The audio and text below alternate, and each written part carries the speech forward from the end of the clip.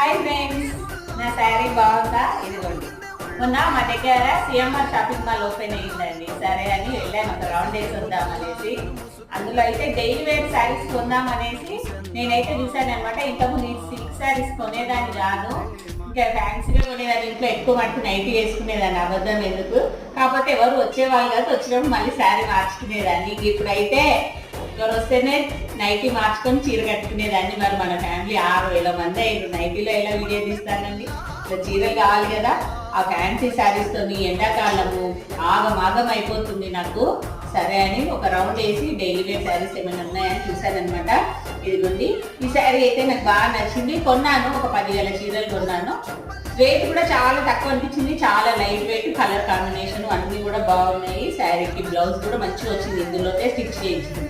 కాకపోతే చీరనేమో 350 rupees, blouse